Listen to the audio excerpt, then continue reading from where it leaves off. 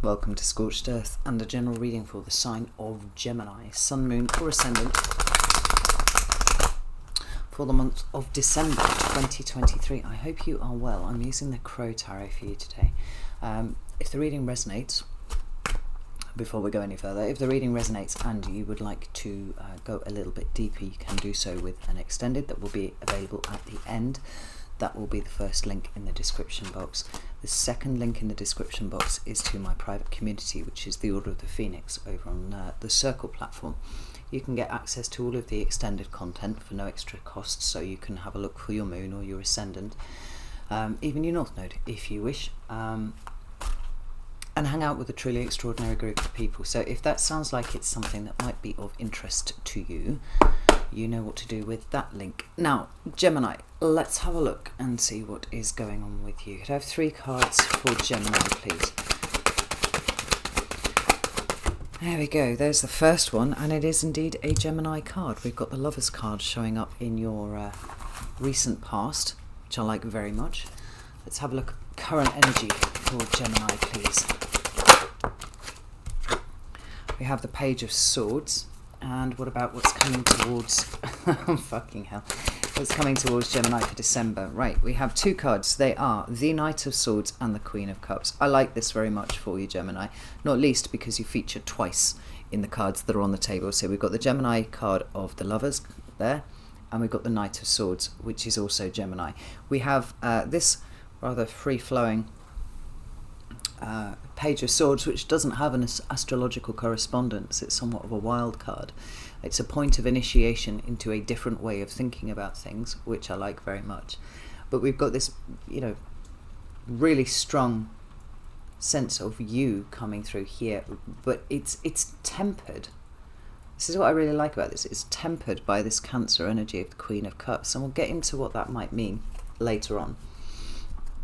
We have the 4 of Pentacles and the Empress at the bottom of the deck here, which I also like too. This 4 of Pentacles is often called the Miser card, right? It talks about those things that we hold on to very strongly, right? Almost too strongly. The stuff that stops us evolving and growing, the things that keep us rigid where we are. But there's also another aspect of the 4 of Pentacles, because no card is all positive or negative in the tarot, which speaks to core values. Those things are actually really, really important to us and should then, by definition, be held on to. And I think that a lot of what's happened for you recently is the ability to be able to discern which is which. We've got the Empress card underneath there. Now that represents either Taurus or Libra, but because it is ruled by Venus, and so this Venusian influence that we see over your reading seems to be pointing towards those things that have value, right? Being able to understand what has value for you innately and what no longer has value and can be discarded, can be let go, can be released. Now, let me get some clarifiers out. We're going to go with the Triple Goddess, and we'll put some meat on the bones of this, but this looks really positive for you this month, Gemini.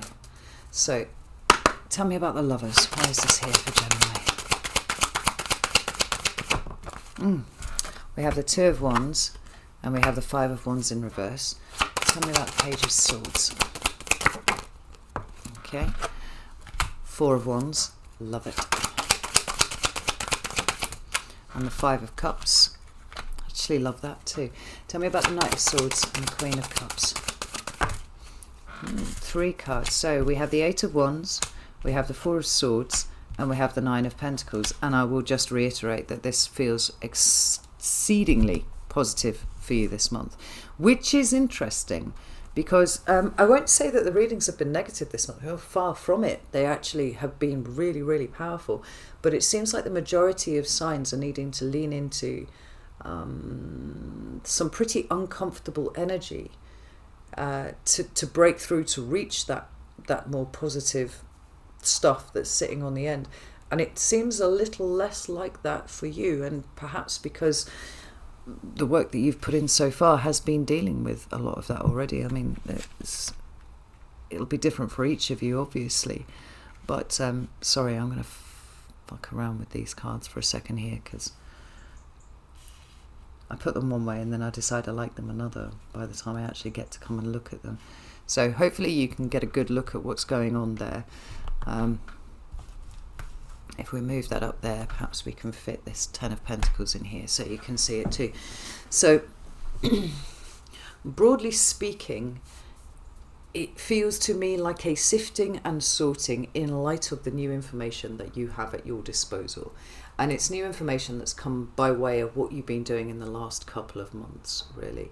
So we start off with the Lovers card, which I said is a very strong statement of your energy over the entire reading anyway, because it's a Gemini card. It's like utilizing all the bits of you that are good and useful for this process so that you might begin the process of manifestation. Now, to be clear, there are a few cards that are associated with manifestation within the tarot. The Lovers is one of them.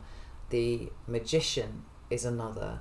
I would say actually the Three of Wands is a fairly big one for me, because it's it's making moves. You know, we've got whatever you decided within the Two of Wands, which is a very internal, contemplative energy. Which way am I going to go? What are the consequences of me going one way over another? And then the Three of Wands is that outward expression of that energy. Right, I'm working towards this now. That's how it comes to me in manifestation for me. But they're very subtly different. The Magician card takes will and combines it with all of the elements that the Magician has on the table in order to be the lightning rod for the energy, right? To actively manifest something. The Lovers card is softer than that in some ways, and takes a slightly different perspective. Its manifestation potential comes from a realization that decisions must be made at all, right? So we've got that very active masculine energy of the Magician who's saying, right, like, here's my will, here's all of my stuff, I'm going to combine it in the right ratios, and I'm going to create a very specific particular thing that I'm looking to manifest. The Lovers card says, because it's about harmony and union and coming together, right? It speaks to conscious co-creation, because it's you getting into alignment with universal energies that are showing you where your power exists. Therefore, the Lovers is not the act of making the decision or the act even of active manifestation. It is the realization that a decision, a series of decisions can be made that will put us in a position where we are able to be the Magician. Does that make sense? So there's a return in some ways to a position of power for you that might have felt like it's been a little bit elusive over the last few months. I think the energies around have been really muddy, actually, for quite a while. And you know, there was one point where we had 7 planets technically in retrograde. And that's always going to make things a little bit muddy, because there's no forward motion with those kinds of energies. It is, as it would suggest, as the name would suggest, it is retrograde, so it's retrospective. It's taking the time to go over what we have already done to make sure that we're doing it correctly, and then tweak and refine anything that needs tweaking and refining, so that when we do finally start to move forwards, it's from a place of being in alignment. It's in a place of being in the right place, making, identifying the decisions that need to be made and actually taking those, you know. But we've got here the Two of Wands and the Five of Wands in reverse, and I really like to see both of these. If we just go to that Five of Wands in reverse, it speaks to conflict when it's in the upright. Now, this can be active conflict that you are in with other people, and it might be that you found yourself in that place over the last few months, or it can speak to a kind of internal conflict that can take a little bit of time to unpick. Like, why do I feel the way that I do? Why am I resistant to this? Why does this bother me so much? Why am I desperately wanting this to be the case when all of the evidence that is at my disposal is showing me that actually the situation is very, very different? You know, there's almost a kind of like a warlike stance here about this. And, oh, 5 of Wands. It's Saturn in Leo. You know, it speaks to something that is needing working through actively. When it shows up in the reverse, it talks about that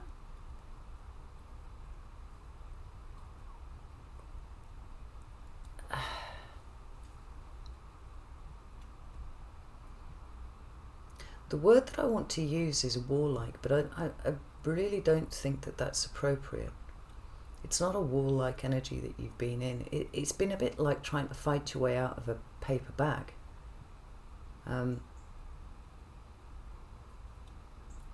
But it's, you know, a paper bag within a paper bag within a paper bag. On the face of it, it seemed like the things that you've been working through haven't really been that hard in some respects. But it's been the fact that it's like been like layers of an onion. So you break through one bag and you're like, oh, thank fuck for that. And then there's another fucking bag and you're like, what the fuck is this? And I think the realization that you needed to come to all the way along was that there was something internally that needed to shift.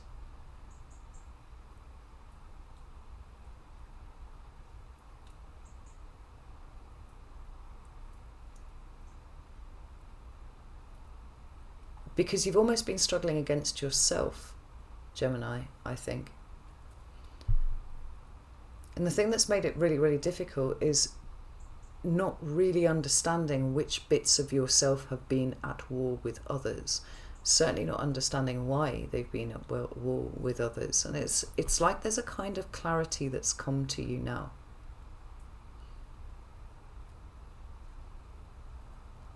And I don't think the clarity that's come is the realization that you don't need to fight. I think it's more been an energy of picking your battles outside of you, seeing the situations that have been outside of you for what they are, which has been a mirror to some sort of internal conflict, and realizing that there are decisions to be made. I mean, both the Two of Wands and the Lovers card speak to making decisions. But I feel like you are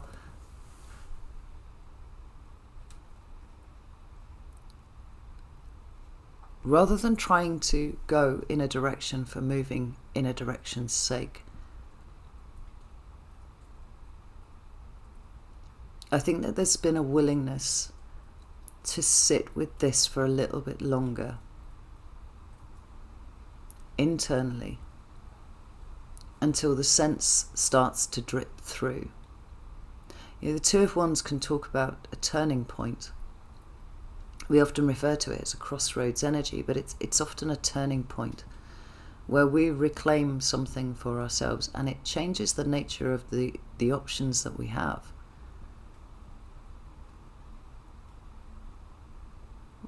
One of the biggest things that is most restrictive for us, and I use the word restrictive specifically when we're dealing with Saturnian energies, is the feeling that we don't really have any options. Like so I'm kind of struggling against this paper bag, or series of paper bags.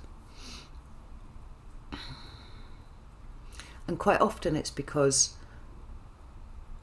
what we think we need to make a decision about is not the same as what we actually need to make the decisions about.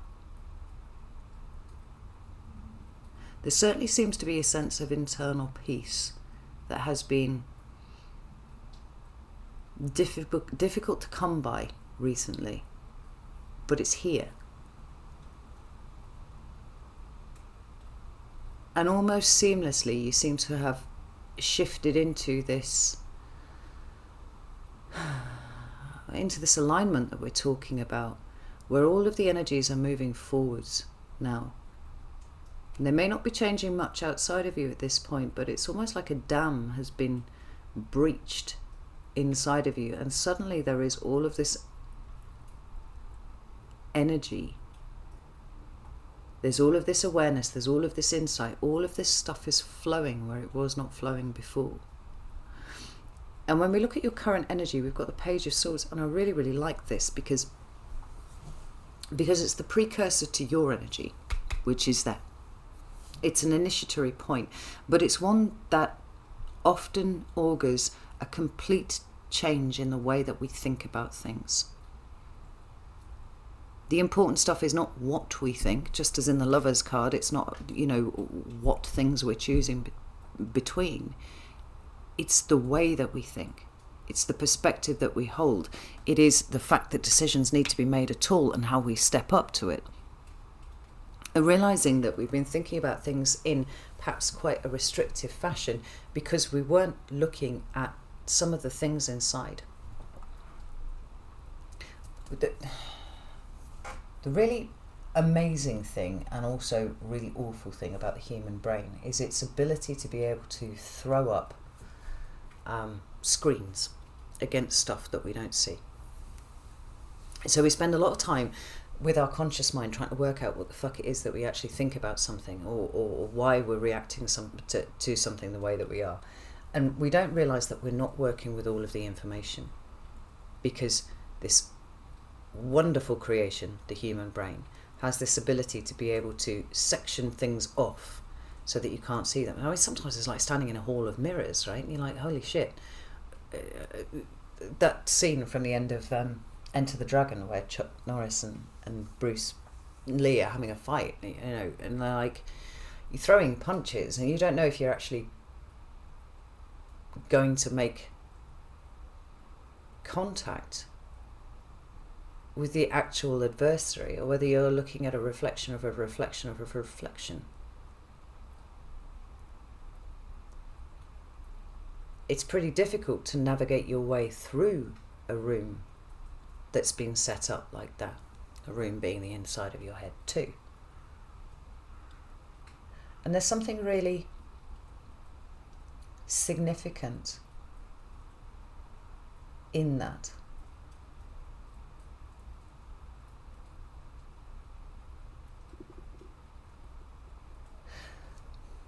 I've spoken before, I've probably mentioned it to you, Gemini, about reading a short story about how, somebody was trapped between two mirrors and they were trying to find the real them. And they were looking in all of these reflections and at what point, which one of these is real. And the whole point of the story coming down to the fact that you, in the centre of the mirrors, was the thing that was the real one. And I'm sure as soon as the protagonist had that realization, all the mirrors shattered, right? It's like you're the thing that's real in the middle of it. All of the potential exists within you, and correspondingly all of the things that stop you from reaching your potential actually exist within you too, because of all of these clever little screens and mirrors and things like this that your brain throws up here, there and everywhere. Page of Swords is access to information about yourself that you did not see before. And I'm actually not at all thrown by seeing the Five of Cups there. Lord of Disappointment, as it is known in the Thoth Tarot, which speaks about grief and hurt and wounding. It's an emotional instability often.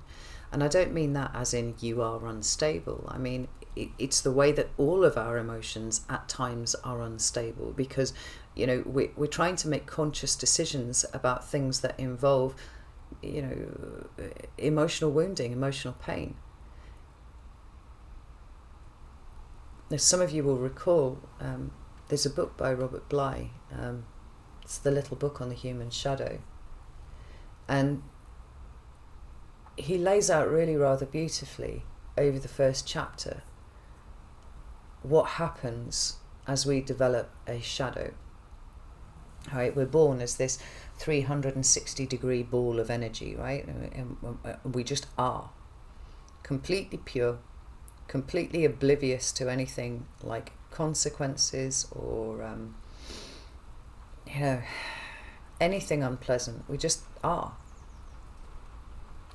And bit by bit, the experiences that we have through the civilizing process, some of it, and other things, other bits that happen through unpleasant experiences that we have, takes away chunks of this 360-degree ball of energy until we are left with just merely a fucking sliver of who we were. And he makes reference to this bag that we all drag behind us. And by the time we get to our teens, this is a heavy weight.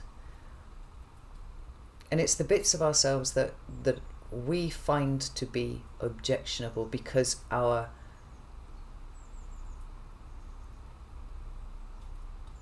people in our immediate surroundings, and that's most often parents, but can include older siblings and things like that, find those things about us objectionable. Like, what we're incapable of seeing at that point is that everybody projects and everybody has their own shit.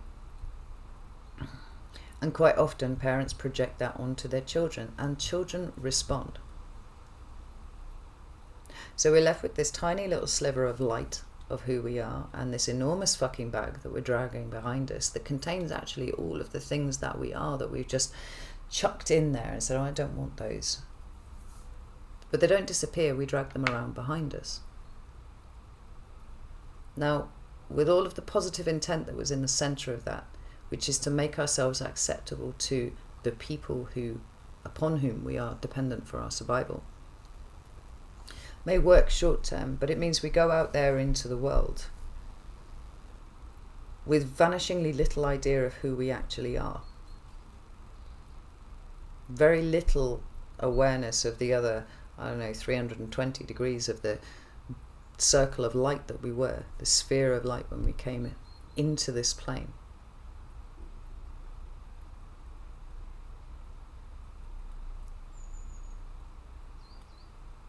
And that hurts. We don't acknowledge that it hurts because we think we're doing the right thing in casting all of these things aside about ourselves. But it does hurt. There is a wound here that is clocked by the soul, tallied by the soul. And it is in the kind of work that we are engaged in here that we begin to uncover those bits of ourselves. And we can only begin the process of healing properly when we are aware that there are bits of us that we have cast aside, that we think are awful, that actually need embracing and bringing in, right? We're talking about pursuit of authenticity, coming back to who we actually are. And I'm going off on this whole side quest here about the shadow Gemini because I think it's really relevant to where you are right now.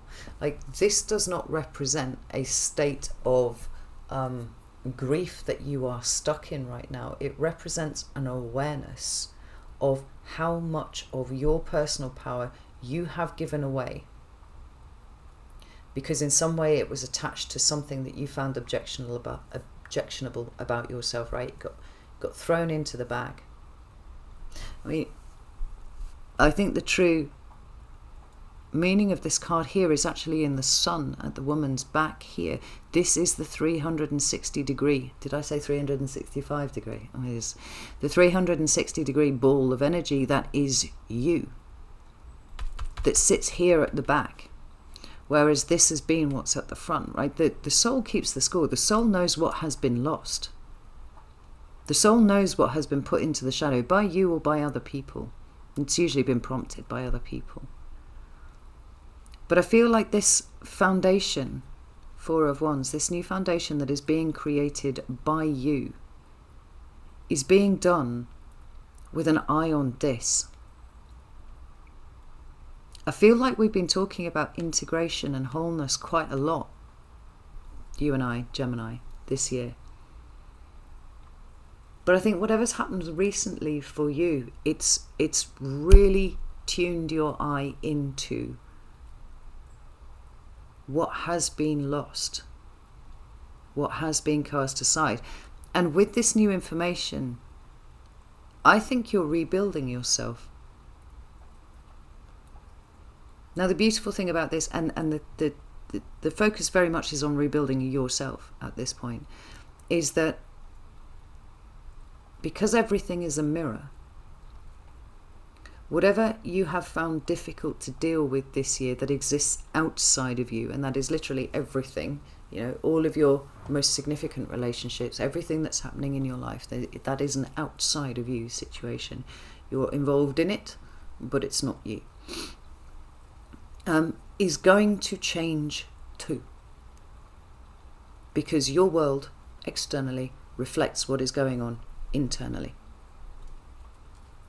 And you're in the process of rebuilding right now. You're in the process of reclaiming that which has been cast asunder. And I think it feels really good to you. Because this new information that is changing the way that you see the world altogether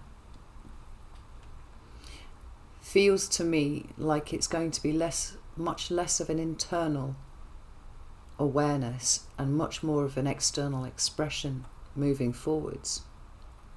The Knight of Swords we talk about in terms of transmission of information, right? It's how we get from here, where information is discovered, to here, right? And the Knight of Swords is taking it to the Queen so that the Queen can sift through it, and then it's offered to the King so that the King might pass some sort of judgment over it, right? He exercises his judgment and makes a decision one way or another. The thing is, for you here, I really do feel like this month is about not only helping you make sense of the feelings that you have had, things that you might not have been able to place for the longest time. They're almost just like abstract feelings that are just kind of floating around, and there's nothing to anchor it to anything. I don't know why I feel like that. Maybe I don't know why I feel like I don't have much in common with other people, for example.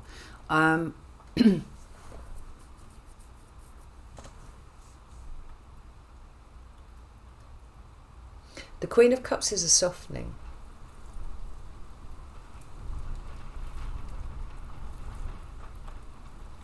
In some ways it feels like she's ameliorating like the sharp edges of information.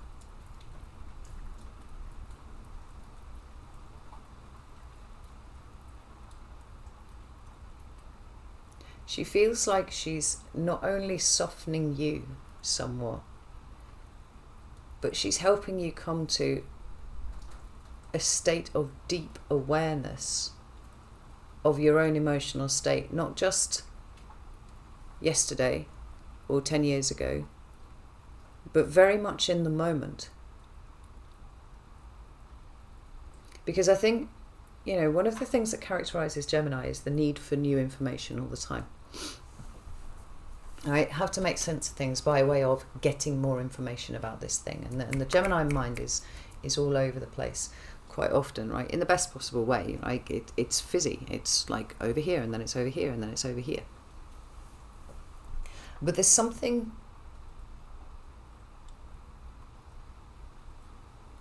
that's becoming very still about you, Gemini.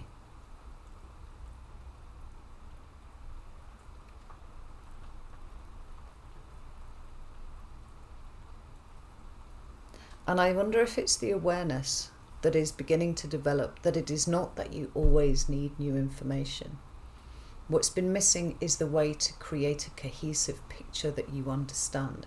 It's been the connective tissue between all of the bits of the information that is now starting to coalesce. We've got more energy of communication here in the Eight of Wands, and this is actually quite fast-moving information. It can speak to messages coming in, and it's usually of the swifter sort, so we're not talking about handwritten letters, although I don't know if anybody even does those anymore. Seems like a shame. I had a pen friend from Malawi when I was for a few years, or from when I was about 13. She was very cool. No idea what happened to her. I've actually thought over the years that I might like to try and track her down a little bit. But who knows?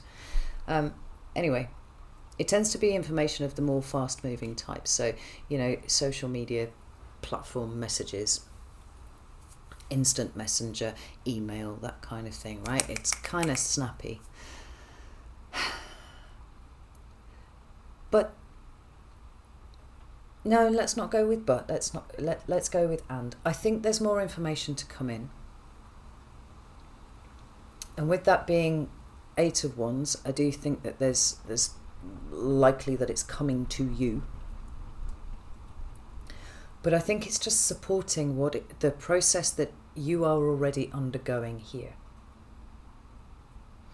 Now, what I started off saying when we moved to, what was coming towards you in December is this idea that what's been going on internally is going to start being held such that it can be perceived on the outside, right? So that it starts to affect your immediate environment. We've got the 4 of Swords there. I didn't even think about that. The mental stillness that I was feeling was coming off this Queen of Cups over here, but it's a mental stillness that comes by way of understanding your own emotions. Understanding what that free-flowing anxiety is that's just been floating around for the longest time. It's like, oh, I have a place that I can put you now. You're not free-flowing anymore. There's a distinct place where you belong. Now, you relate to a distinct loss that I incurred at some point in the past. I understand it. For me, the Queens always talk about the sun coming out while I'm talking to you. Amazing. They speak to the process of understanding the element that they represent. They're the internal subjective awareness of, right? They make sense of stuff. And I think it's not that you're going to be wearing your heart on your sleeve, but I think that those things that were confusing for you in the past are rapidly decreasing in levels of confusion. Like, you feel to me, Gemini, for the first time in a very long time, to be becoming something really quite cohesive and stable and strong within your own right. And it's never going to lose that speed, your energy, right? It's snappy, it moves around, it's very fast. Knight of Swords is the fastest moving knight in the deck. But it's underpinned by a kind of stillness, emotional and mental, that allows you to work out where your energy actually needs to go. Like I said, there's something actively being constructed here.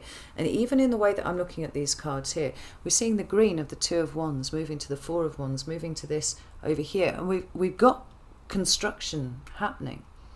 The 9 of Pentacles is you deciding where your energy goes. It's not like we talked about this at the beginning of the year, Gemini, right? Like being a slave to your own mind. Your mind wants more information, more information, more information. It's like it's not been looking for the ways that things go together. It's been looking for bringing more stuff in. Now, you've got a combination of new stuff that's come in, but also this awareness of how it all fits together. So from this point on, you choose what it is that you invest in whatever sense that applies to you. I'm certainly talking about an energetic investment as much as anything else. You choose what captures your energy. You choose what captures your attention. I don't get any sense of you being able to be thrown wildly off course anymore with anything. We've got these 2 Pentacle cards that are sitting at the bottom of the deck here. We've got the 4 of Pentacles and we've got the 10 of Pentacles here. Like I said, awareness of what is important. More earth energy underneath that. Well, it's not strictly earth, right? It's Venus. But what has value? What's important? What are your core principles? What is your core understanding of everything? But it's working towards building something really, really strong. And that strength is your internal stability, which very rapidly, I think, is going to be reflected to you in your environment, which is a bigger fucking deal than it sounds, Gemini, as we're about to go into one of the most astrologically troubled years in this decade. It's like you've developed an ability to hold a point of focus. You have, quite simply, let's put it this way, right? You have learned to control your mind. It doesn't mean that it's that the work is entirely done, but it certainly does mean that you are considerably further ahead than you were. Things are going to start changing outside of you very, very soon, but the really important thing for you to recognize is that this is a reflection of the changes that have gone on inside. The nines for me always talk about the way that we manage whatever suit they represent. So for example, the Nine of Swords talks about how you manage your mind. The Nine of Cups is about how you manage your emotions. The Nine of Pentacles is about how you manage the resources that are at your disposal. And so in some ways, the Nine of Pentacles can act as an overarching theme for how you control how you behave, what you do, how resilient you are, all that sort of stuff. But also your emotions and also your mind. Like I said, there's something very cohesive here that's coming together, and you seem to me to be more stable, more sturdy, more secure than you ever have been before. And this is going to start showing itself to other people. You feel to me like you're becoming quite formidable, Gemini. And so there are all sorts of things that go along with that. There's the ability to be able to assert yourself more cleanly than you have done before. I feel like the Queen of Cups is taking off any potential sharp edges with you. She allows you to see the other side of things. But I feel like she also suggests that you're less likely to be swayed or dragged along by circumstance than ever before. Because you understand why you feel the way that you do about things, and that gives you your power.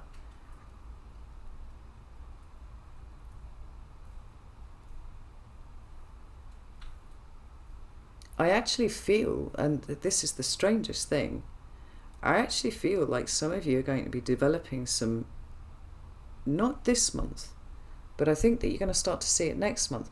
You're going to start to develop some abilities that you did not know that you had. And I don't think that these have come to you new and afresh. I think that they've always been there, but I don't think that you've been able to make contact with them before. So it might be, if you read tarot, for example, you might find that your tarot abilities suddenly are just, kicking up a notch. But maybe some of you are finding other things, energy work, starting to find that you're altogether more effective at energy work. Maybe some of you have got mediumship abilities that have not been tapped into that suddenly seem to be showing themselves. Like there's something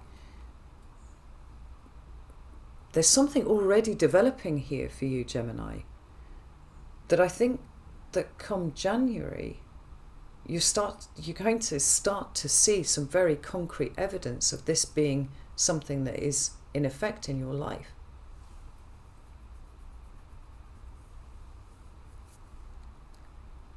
Maybe for some of you, this is something that's been going on for a while and you've been concerned about sharing it with people.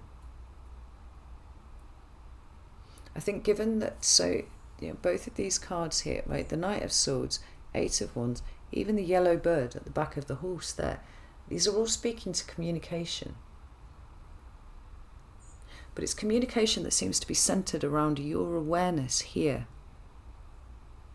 of your own 360-degree ball of self.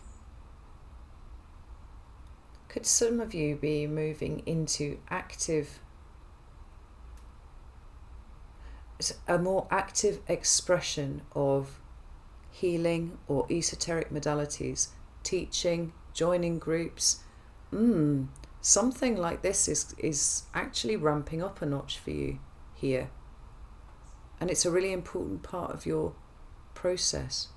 This is wild. I'm going to go over to the extended, and we're going to explore this a little further, because that's something that I can't really shift. That doesn't want to go anywhere. That's rooted.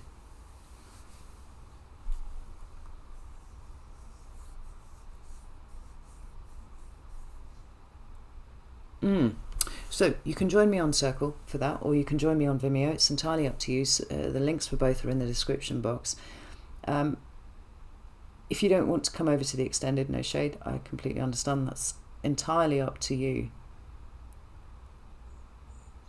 But I feel like I want to ask you what it is that's developing, because I think that this is going to be taking up quite a lot of your time and energy in future.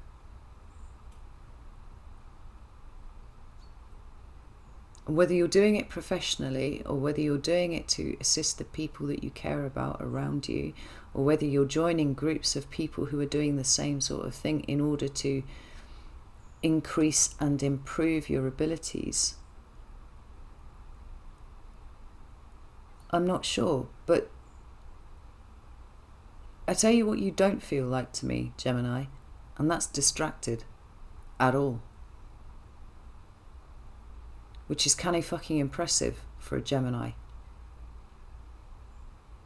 Fuck knows what I'm going to call this reading. Right, I'm going to go. Know that I love you all very, very much, and I'll see you soon.